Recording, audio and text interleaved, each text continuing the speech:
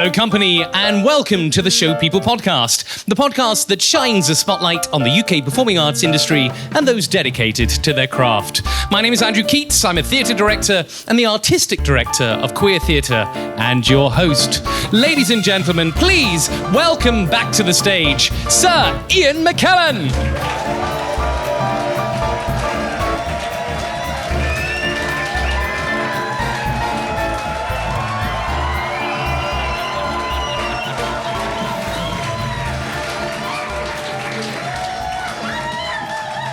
Thank you very much indeed. What a lovely crowd. I know, they're much better than last week's. Should we talk about some blockbusters? Oh. Mm-hmm. Now, I think some people would be very disappointed. Where does that come from, that phrase, blockbuster? I just remember the TV show with Bob Holness, but I don't think that's the connection. What does it mean, blockbuster? I don't know. You're queuing around the block. So you're first. You're queuing around the block. Busting the block. Busting the block. Which feels like a euphemism now we put it that way.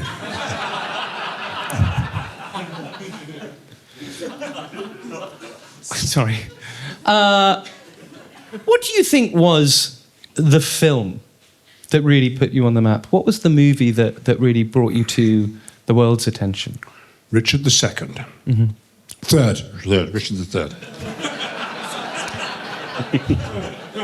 I see it had a lasting impact. No, well, Richard II was the play that put me on the map professionally as a stage actor, but Richard III, yes. I'd done it on stage for the National Theatre, and it occurred to me that it would make a rather good film. And Richard Eyre, who had directed it, said, well, if you better write a screenplay, which I did, and he couldn't direct it because he was running the National Theatre, and I had to set it up, which I did as a producer. I'd never done it before.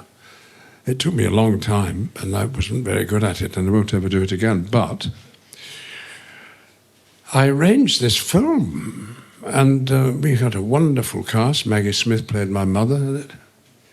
Robert Downey Jr. Was in it, and Annette Bening, Jim Broadbent, lots of other wonderful British actors, and I think it did quite well, and reached places where I could never have been seen on stage, and including Hollywood. And I think I rather got accepted then. It won a few awards that here was somebody who could be trusted in front of a camera. Mm-hmm. And then Gods and Monsters, I think, was the big breakthrough. In that was an American film, and we filmed it in America, and I was sort of embraced then by that side of the industry. And you received an Oscar nomination, didn't you, for James Whale? I did, yes, received an Oscar nomination, but did not receive an Oscar. And I had him in my pocket for years later. Ladies and gentlemen, I'm proud to be the first openly gay actor to receive this award. Well, I had to put it back in my pocket. Yes. And what's that man who's in prison now? Harvey Weinstein. I was going to say, there's quite a long list now, Ian. He was a very successful film producer, and had all sorts of ways in promoting his movies, and was very busy come awards season time, making sure that it was his films that won the awards. And the year I was nominated, and I think was the front runner for a few weeks before the actual ceremony, I didn't win the award. It went to Roberto. They weren't in Baby Reindeer, I know that. No, they weren't. No, but they were in another very successful film, Roberto. Anyway, he won the award, and it was a film, this is the point, Harvey Weinstein had produced, and about 5 or 6 years later, we met at some other event, and he said, I do apologise for stealing the Oscar from you. Ooh. Which was nice, but he's in prison now.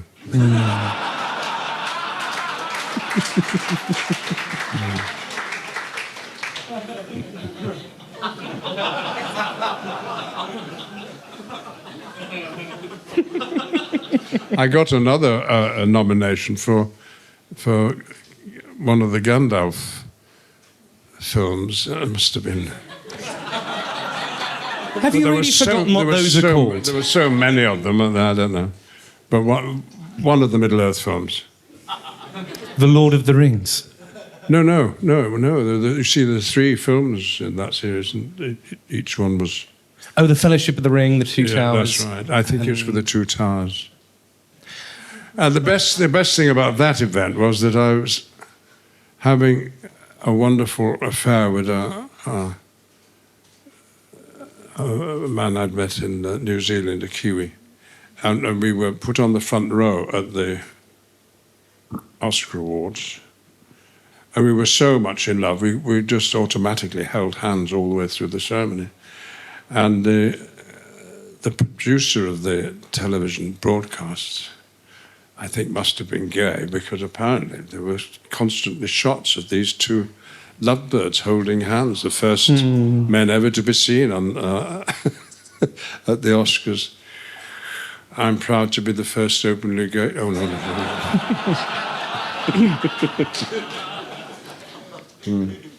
What did Gandalf teach you, and what did doing that movie teach you? Or those movies, sorry. Oh, I don't know. It was a wonderful part and an easy part for me to play. I didn't have to. Once I got the makeup, once I got the beard, the eyebrows, the moustache, the wig. And you know, everyone wore a wig in those films. Everybody wore a wig, and once I looked in the mirror, there was Gandalf, and that was acting problems all over. And really, it was just getting on with enjoying it. Everything about the job was enjoyable and thrilling. And a sense that the films were going to be ones that people wanted to see. You don't know normally when you're making a film that anyone's ever going to watch it. You know? And indeed, many films don't get released or don't get seen in cinemas, and turn up late night on TV. But these films were important to people because they'd read the books, Lord of the Rings. And I used to keep in touch with the fans of the books via a blog that I used to do. This was the very early days of the internet. And I somehow had been introduced to it, and I used to send these regular diaries from the set. And got back messages indicating that, yes, everyone was very, very concerned that the films should be as good as the books. And I tried to reassure them that they would be. So I felt I was part of a community that I didn't really understand or had never met, people who were mad about Lord of the Rings. And now I am part of that worldwide phenomena of 2 generations, if not 3 now, of children for whom Lord of the Rings means a great deal. They were shown them when they were kids and somehow began to like and trust the character of Gandalf. And I entered their lives as an important time during their development. Just by doing nothing, just by being there, I've achieved some authority that I've no right to, but it's still quite young children who come to me, or people who remember what it was like to be a young child, who relate to those films and Gandalf. So that makes it very, very special. And people say, oh, aren't you bored with being Gandalf? No, not at all. And I suspect, as Gandalf is part of the film that Andy Serkis is going to direct in New Zealand next year, that I might get involved again. Exciting. Put on the old beard and the old voice. Not too difficult acting, Gandalf. You know. We have got a pipe behind the bar. And I'm fortunate because Gandalf is 7,000 years old, so the fact that I'm 25 years older than when I first played him doesn't matter one tittle. No. And let's jump to another fantastical character that I know means a great deal to a lot of people, Magneto in the I X-Men. thought you were going to say Widow Twanky. Well, that is later. That's much later. Panto is there. Coronation Street's later. Don't you worry, you've got it there. But unless I ask about Magneto, everything else. Magneto. Well, I had never read the comics, the Marvel comics, in which Magneto, clearly he should be called Magneto, because he's a magnet. Magneto. But the Americans got it wrong, so we're stuck with Magneto. Magneto, sure. But I hadn't read the comics. But when I did, what I saw was Magneto has always got his legs spread wide apart with a huge codpiece. And he's always drawn from underneath so that he can look particularly impressive. I thought, my God, I'm going to have fun doing this movie. And unfortunately, the costumes weren't much like they are in the comics. However, Bryan Singer, the director, we'd worked together previously on a film, persuaded me very easily that I should do these films. I should do them. It was important that I did them because X-Men was about something. And what it was about is the idea of there being in the world mutants, people who were born different from everybody else, with a special individual talent, which could be used for good or ill. Mm-hmm. The story of the film would, as with the comics, would be what does society do about these people who are declare themselves to be different. And clearly it was a metaphor for what it is to be gay. Mm-hmm. And in fact, the Marvel people and Stan Lee, who invented the story, told me that of all the things he'd invented and been involved with, and Superman, the Hulk, Great Hulk and so on, this was his favourite X-Men because it was about something, and what it was about was something political and sociological. And the people who are most responded to the comics were young Jews, young blacks, and young gays. Mm. All people who felt they had been discriminated against for being born a certain way and took some comfort from the fact that they were not alone. Mm-hmm. So with that in my head, it was easy to join in and have fun because the fun was important fun. You have an extraordinary relationship with another Sir Patrick Stewart. And indeed, you both share so much, both careers in fantasy, the RSC. He is Yorkshire. I know. I didn't like to mention it. And straight. Oh, how straight is Patrick? Why does your friendship endure so beautifully? What is its secret?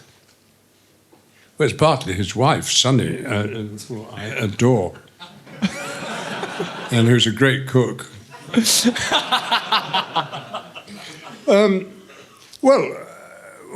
the same age, although I went to university, a thing which he's never got over, like a lot of people who didn't go to university, he still feels it late in his life that he was robbed. Well, there we go. We both fell in love with acting at an early age, and by a series of lucky chances, managed to have done it as a career. We were both in the Royal Shakespeare Company at the same time, although we didn't work together. Oh. So we were not close at all. But though I do remember meeting him Charing Cross Road one day, and he said, "Oh, I've been asked to go on TV and show in America." I said, "You haven't." "Well, what's it about?" "Oh, it's called Star Trek." I said, "When are you going to do it?" He said, "Yeah." I said, "Are you sure?" He said, "How long?" 7 years. 7 years? Patrick, you can't give up your career in England on the stage, go and work in American television for 7 years. Well, he did, didn't he? Yes, I'm terrible at other people's careers. I'm always giving bad advice. Also, just out of interest, how many years? When we came to be doing X-Men, he was already well established as a huge superstar in the States, which I've never been. And I'm afraid he had a trailer that was a little bit larger than mine. Did you mention it by any chance? I certainly did. As I sat in it all day long.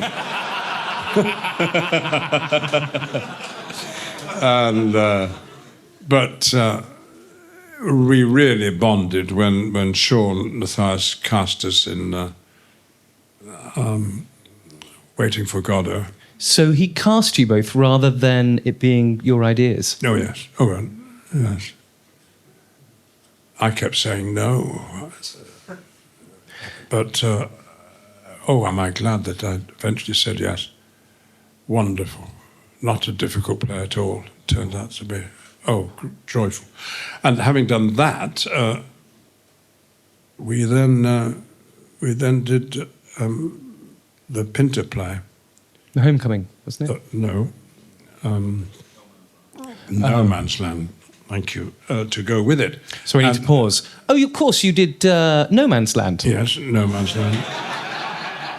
And in America, we did at the same time as the Beckett, we did alternate performances. And on a Wednesday and a Saturday, you could see us in both plays. Wow. Oh, that was wonderful, wonderful. That was great fun. You work so... let me just tell you about... I was enjoying it so much that when Patrick said he didn't want to do Godot anymore, I went off and did it in America, Australia and New Zealand, and briefly in Cape Town, and with Roger Rees and Matthew Kelly. Oh. And when we were in Cape Town, it was suggested that we might go and do the play in a township. Now, a township in South Africa is where the poor people live.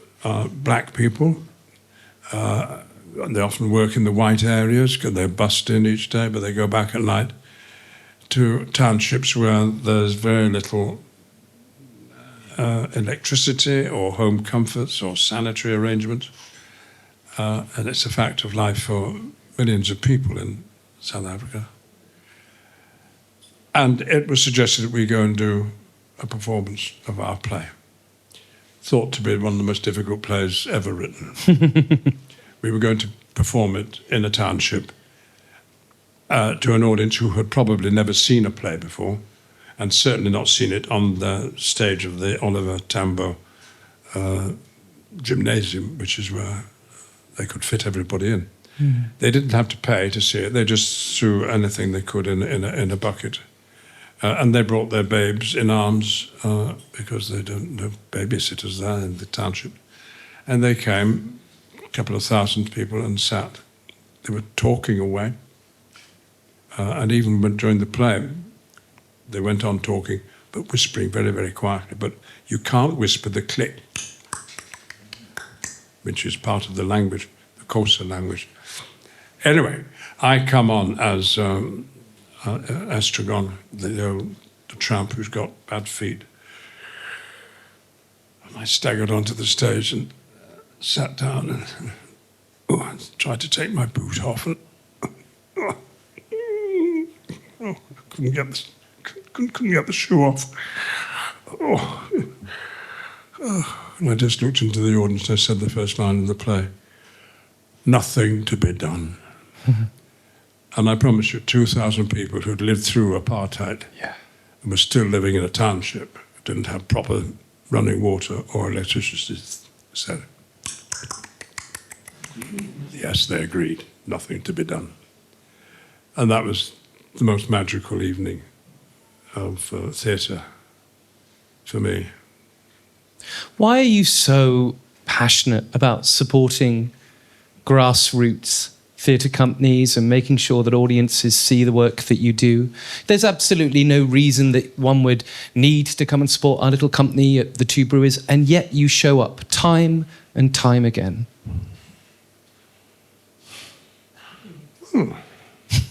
Just where I felt at home, really. I've never fallen out of love with the theatre. And to be with other people who, in their own way, haven't fallen out of love, like you, with the theatre, it just seems to be the most natural thing in the world. And it's nice to be reminded that we exist, you know, amongst all the nonsense that goes on. And I think theatre is under, not attack, but the argument could be made that it's in decline. And as we've said on another occasion, there's no repertory theatres anymore up and down the country. There's a lack of drama in theatres. Theatre in the West End of London is so expensive. It's good to be reminded that there's a lot of theatre in London that is not expensive. Yes. I suspect, including yours. But, you know, I can go to my local theatre in Stratford East for the price of a packet of cigarettes. I can see a 3-act play. Well, that's a bargain. That wouldn't be true in the West End. But so whenever I see people doing something that if things were a little bit different, I would be involved with, and it's nice to go along and find out what's going on. Really, so it's not virtue. It's just it's where I'm interested. Things I'm interested in. One of my favourite things I've ever seen you do is The Dresser, and that feels like a perfect segue from Oh yes, with Anthony Hopkins. Indeed. That love of the theatre that you just expressed makes perfect sense why you would take on that role. Yes. It's a wonderful play, The Dresser. And the other main character is called Sir, the actor who, the dresser, is regularly helping get through life. Sir is usually played by a leading actor. And they don't realise until they perform the play that they're not playing the leading part. That's the dresser. One person who wasn't particularly pleased I was doing it was the man who'd created the part and played it in the film, Sir Tom Courtenay. What did he say to you? Well, he didn't say anything until I turned up at Maggie Smith's 80th birthday party, and it was just a few of us in a restaurant, and I turned up late because I was working in the theatre. And Tom, who I don't really know, was at the other end of the table. He eventually came round. And I think I said, "Oh, I've just been playing one of your parts." He said, "Yes, I know." He said, "You know, I'm older than you are." I said, "Are you?" "Yes, yes." But he said, "I look younger."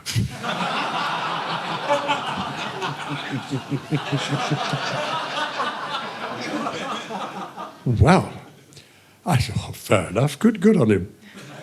But about 20 minutes later, I saw him leave his seat again, and he came round.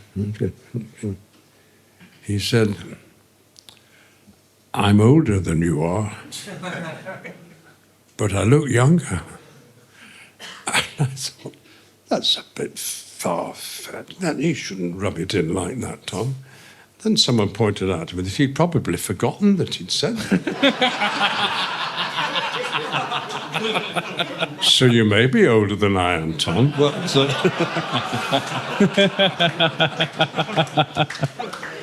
No, he was just joking. But parts don't belong to any of us, you know. No. There's one part that does belong to me, and that's Gandalf.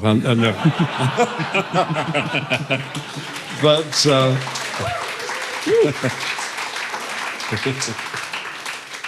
do you know, the first I went out to New Zealand, I was a bit delayed because I'd had to finish off another job, and I arrived, and Peter Jackson very sweetly, the night I arrived, had a dinner party that I was at with all the hobbits and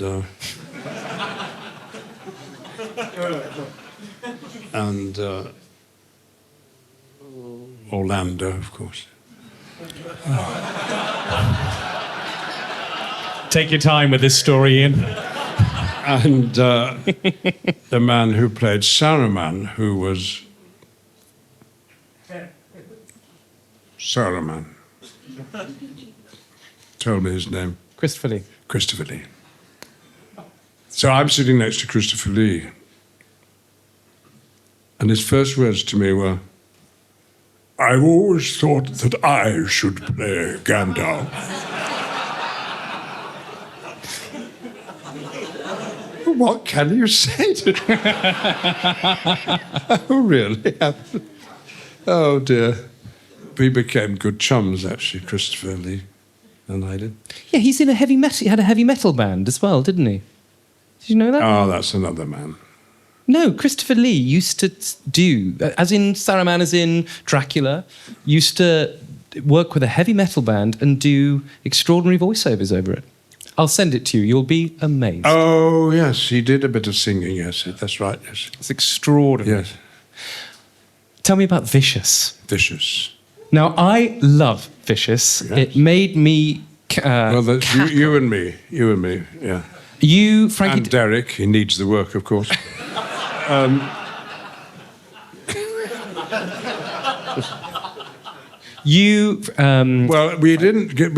people didn't like it. We should talk about why they didn't. Well, that's like what it. I wanted to ask. How do you feel it's aged?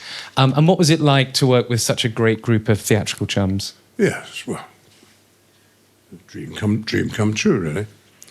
It was an old-fashioned sitcom, recorded with a live audience, 500 people. Not new, doesn't happen much these days. So it was very much a theatrical event. We were having to time the laughs according to an audience, and we hadn't played the stuff before. You know, it wasn't a long run, of course.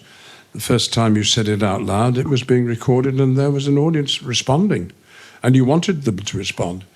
So it was tricky to do, but it was deliberately old-fashioned. It was meant to remind you of old sitcoms, because it was about two old boys who'd been living together forever and got through life by being absolutely horrible to each other.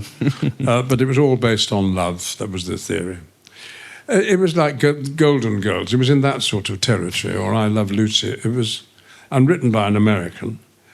I wanted it to be, because Mark Ravenhill was an early scriptwriter for it. I wanted it to be much more about what life would really be like for two old boys who had survived been through all the years of being in the closet and disguising and then eventually allowed to be themselves. That was not part of Guy Giannetti's intention for the series, which was, frankly, a laughter machine, how to get as many laughs as possible. But doing that in the company of Derek and all the other actors whose names I should have written down so I could remember. Frankie de la Tour. Frankie de la Tour, for goodness sake. I mean, the great survivor from the old sitcoms, Frankie. And you and Rion. Yes, Rian, yes, lovely, who joined in so much and so well. Oh, and, oh dear, names. Baby reindeer? This was before anyone had heard of a baby reindeer. Never mind. Thank you, Marcia Warren. God bless her heart. The original... Everything. but specifically Miss Marple. Was she not the first Miss Marple? Was she Miss Marple? Probably. She wasn't in Baby Reindeer. Anyway, it was a joy to do. And if you don't know what we're talking about, look it up on YouTube and look at the blooper reel. It's actually funnier than anything we ever did. When I can't get the lines right, and Derek is clearly realising it's long past his bedtime.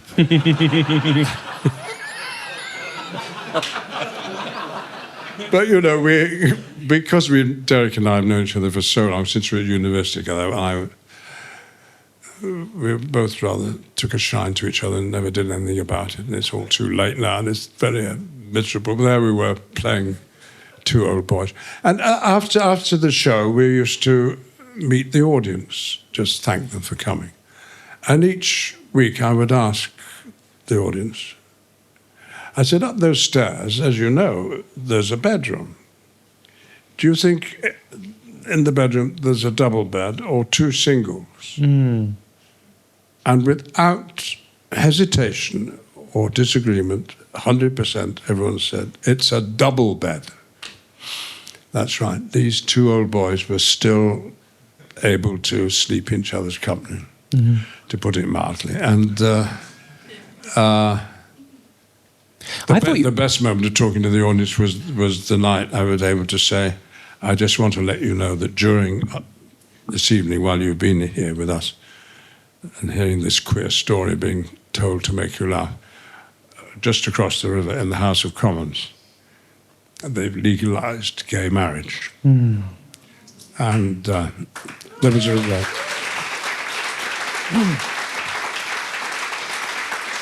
And so in the last episode of Vicious, the two of them got married.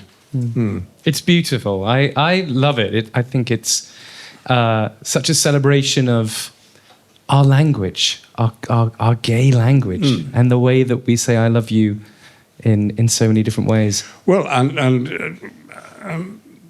Gary Giannetti, who has written much of Family Guy and Fred and... not Fred and... Oh, Ginger, Tom, what's he written? Will and Grace. What? Will and Grace. Will and Grace, yes. He's always here. Yeah. Will and Grace and Family Guy and Vicious. He's now written Dracula and Gary, which is about his own boyfriend called Dracula, and I play Dracula in this. This is another thing you didn't know about. This is a cartoon, it's an animation. Mm. This sounds amazing. It is. It's very funny. Let's talk about cats. Yeah, momentarily, you didn't know what to say, did you? No. Momentarily. It's rare that I know, I struggle to find words.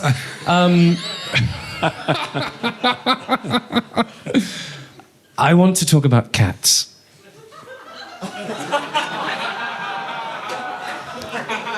Meow. Now, I maintain that you are a wonderful, wonderful actor. But how... When you first saw the movie, what was your first response? And what? When you first saw the movie Cats. I've never seen it. Ah. You're a lucky man.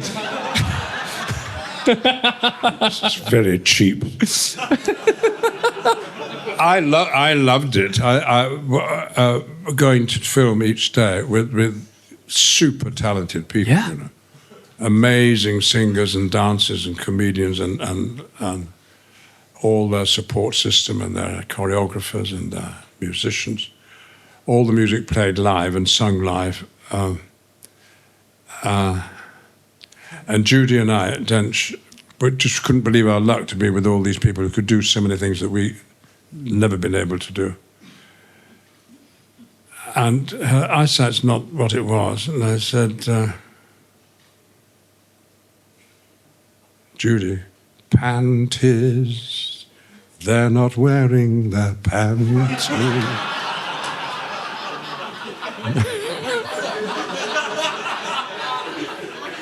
She said, tell me more, I don't know. And of course, being Judy for Christmas, I got a nice little pillow. Panties, they're not wearing them. And yes, I think the big mistake, and there was amongst many, I suppose, was that they shouldn't have dolled us up as cats. Yeah. The version I saw of the film was before they'd added all the ears and the tails, which were so unnecessary. So, alas, yes. And other anatomies. Yes, that's right. But I had the distinction of having been in one of the most successful films ever made, and one of the least successful. What's been the hardest thing you've ever done when it comes to a role? Would it be Coriolanus? Would that be fair to say?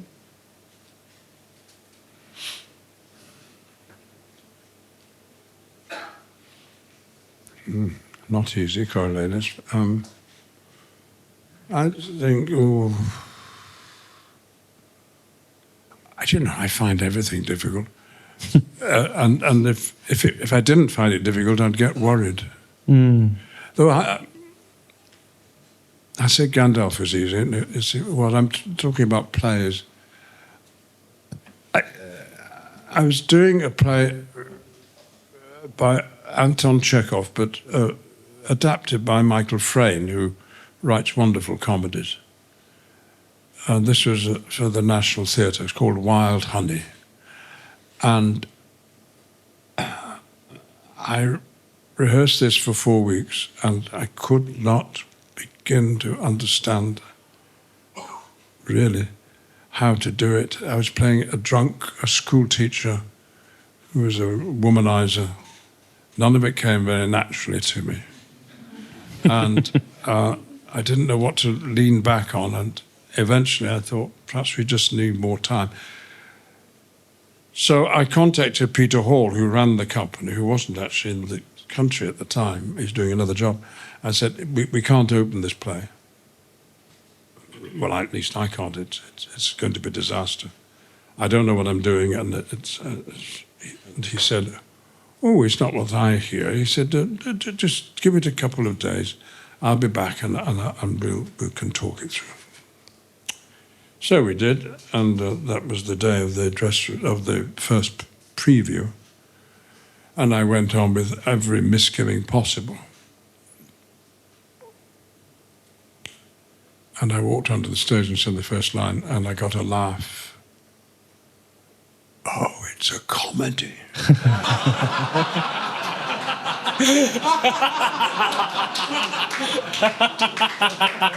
And of course, that is the best way to get a laugh. Don't know it's funny.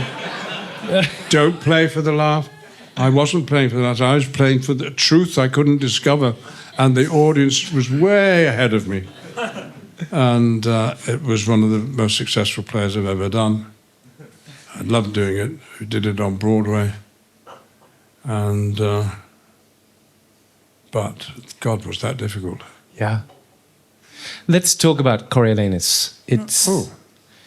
You had to be in both the most extraordinary physical condition. It is one of the most psychologically complex roles. And on top of that, you were jumping from great heights, I think in sand, and had a preconception about the role that you would later claim to be wrong. Was that when you were at your most frightened, perhaps? I don't quite understand all that, but why was Coriolanus hard? a lot of it's true. The sand, it was in the sand pit, wasn't it? And because the audience was sat. That's right. Oh, that's right. God. Oh,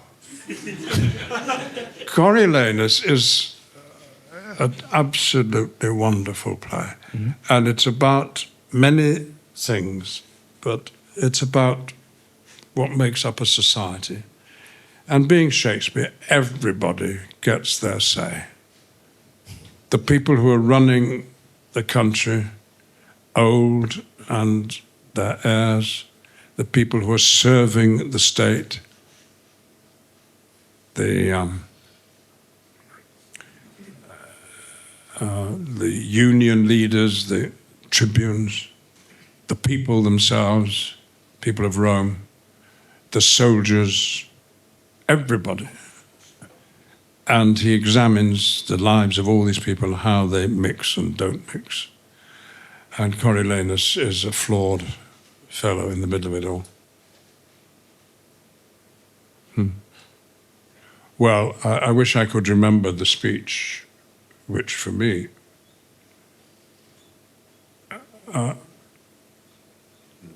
is the hook on which everything hangs, at least Coriolanus, and his rival, Tullus Ophidius. Now, I'd played Tullus Ophidius as a young man for the great director Tyrone Guthrie in a repertory company in Nottingham. And he'd persuaded me that Coriolanus and his great rival are, in fact, in love with each other. Mm. And I wish I could remember the speech that Ophidius has, in which he declares his love to Coriolanus. Nobody ever mentions it, but there it is. It's staring you in the face. Oh, Marcius, Marcius. And he says how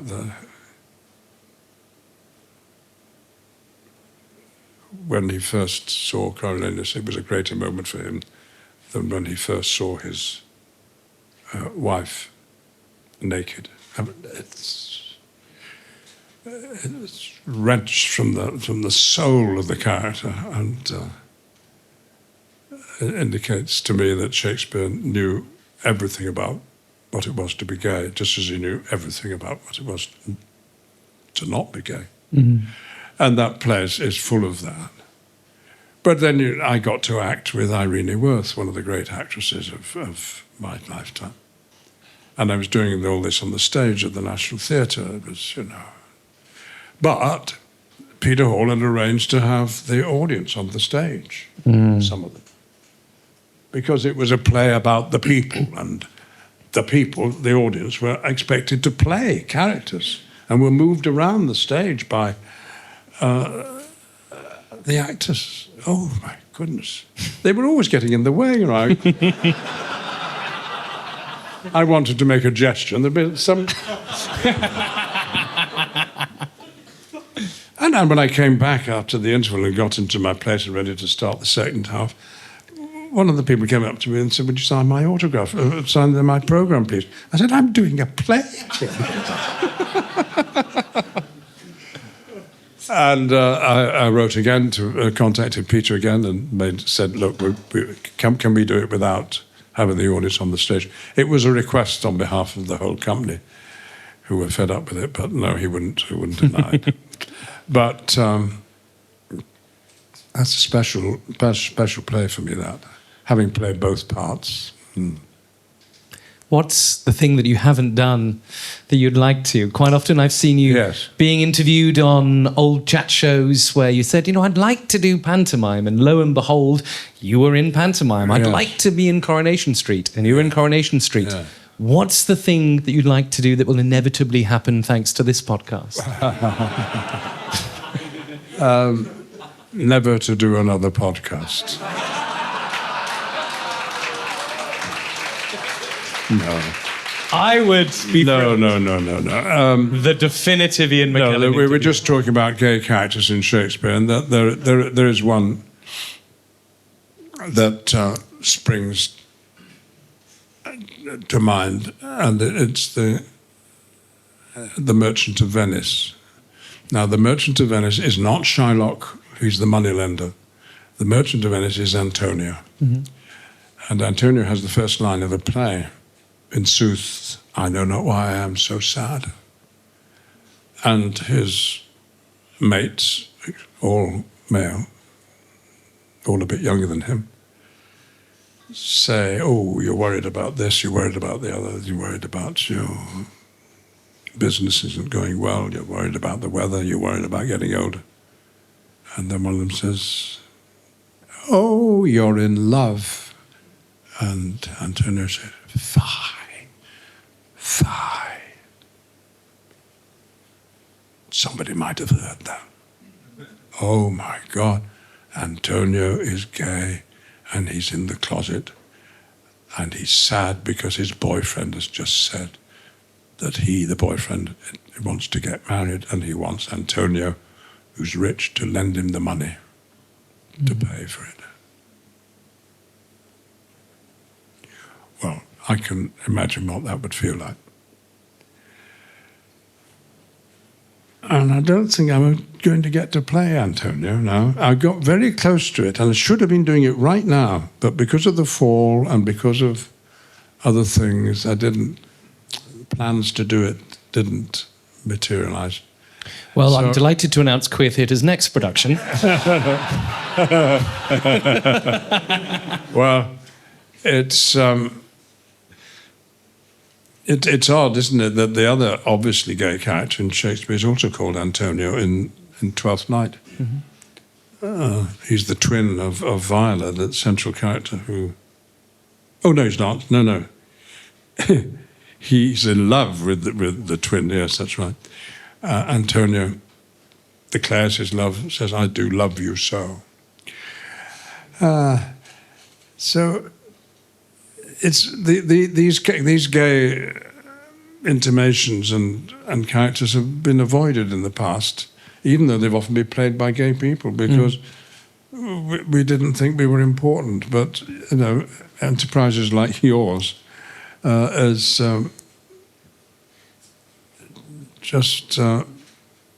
probably you should look at Shakespeare. Mm-hmm.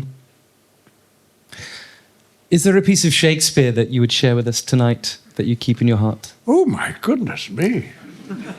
You did just encourage me. It's just a bit immediate. Oh, there's only one piece by Shakespeare I know. Oh, dear.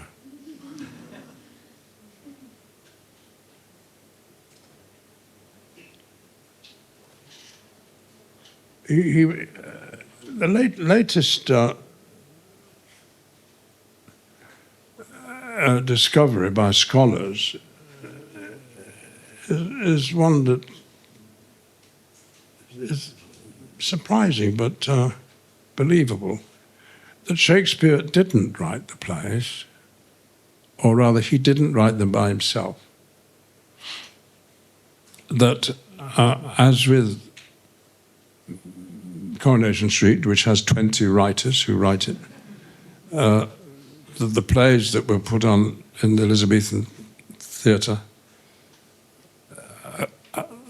were put on very, very quickly and written quickly, and had to be because there was a constant need for new plays, and that it was a team of people who wrote the plays or helped each other out, and that Shakespeare is clearly a dominant writer, but in some plays is just there to assist.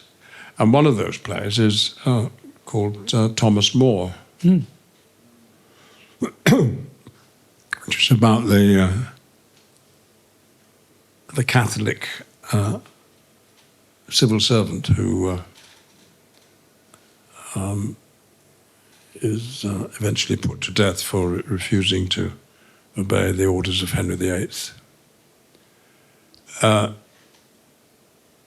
But in the play that Shakespeare contributed to, Thomas More, that's not the side of the story that's told, and he's a lawyer who is a loyal servant of the king, and on one occasion is sent out to put down a riot that's happening in what's now Trafalgar Square, St Martin's in the Fields.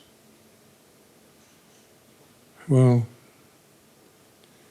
the situation is that there's a riot in the streets, and the objection is to the immigrants who are in the country. And the cry is that they should be sent back wherever they came from. The strangers should be removed. And Thomas More says, grant them removed, and grant that this your noise hath chid down all the majesty of England. Imagine that you see the wretched strangers, their babies at their backs, with their poor luggage, plodding to the ports and coasts for transportation, and that you sit as kings in your desires, authority quite silenced by your brawl, and you in ruff of your opinions clothed. What had you got? I'll tell you. You were taught how insolence and strong hand should prevail, how order should be quelled, and by this pattern not one of you should live an aged man, for other ruffians, as their fancies wrought, with self-same hand, self-reason and self-right would shark on you. And men like ravenous fishes feed on one another. You'll put down strangers, kill them, cut their throats, and lead the majesty of law in Liam to slip him like a hound. Oh, desperate as you are, wash your foul minds with tears, and those same hands that you like rebels lift against the peace, lift up for peace. And your unreverent knees make them your feet to kneel, to be forgiven. And say now the king, as he is clement, if the offender mourn, should so much come too short of your great trespass as but to banish you. Whither would you go? What country by the nature of your error should give you harbour? Go you to France or Flanders, to any German province, Spain or Portugal, nay, anywhere that not adheres to England, why, you must needs be strangers. Would you be pleased to find a nation of such barbarous temper that breaking out in hideous violence would not afford you an abode on earth? Whet their detested knives against your throats, spurn you like dogs, and like as if that God owned not, nor made not you, nor that the elements, for not all appropriate to your comfort, but chartered unto them. What would you think to be thus used? This is the stranger's case. And this your mountainish inhumanity.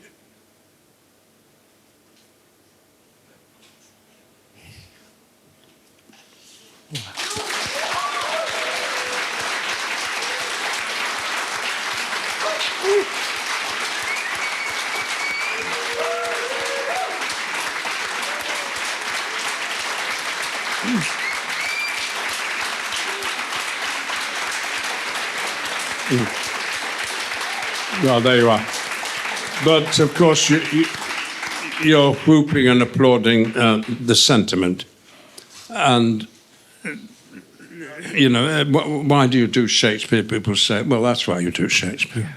Because he goes right to the heart of it. And that speech, which was written 400 or 500 years ago, could be said outside an hotel, couldn't it? In wherever. And when speaks for itself. Speaks for itself. Absolutely wonderful. I'm afraid we're almost at the very end, but I have a short little game to play with you. Oh dear. It's called Funny. Doesn't involve any kneeling, don't worry.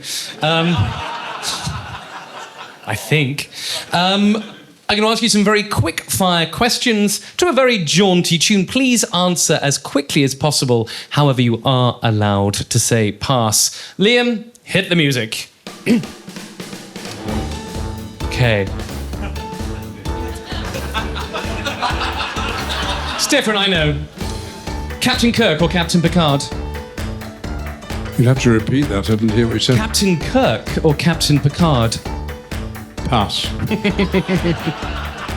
What's your least... Cardassians? No, that's Deep Space Nine, but we're not opening that. Least favourite word?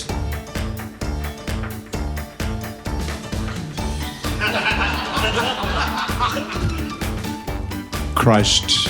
Very good. How many pairs of shoes do you own? 10? Who was the greatest Doctor Who? The greatest what? Who was the greatest Doctor Who? Probably Baker. No, not Baker. What was the tall one called? Tom. Baker. Tom Baker, yeah. Cats or dogs? Dogs. Sweet or savoury? Sweet. Favourite play? Twelfth Night.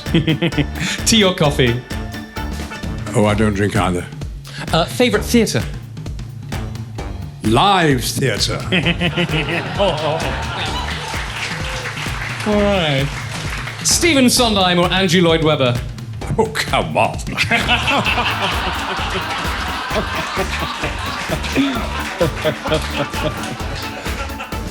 Current crush? No, pass.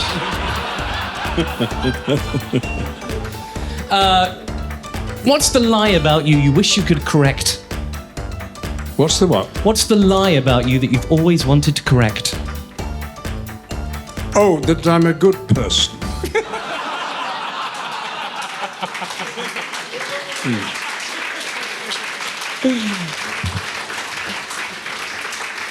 Very good. I'm afraid that's the end of the show. For those tuning in at home, backstage, or indeed in the fields of Mordor, make sure you like and subscribe the Show People podcast, where you'll be notified as soon as the next episode drops, and you'll also help us reach audiences all around the world.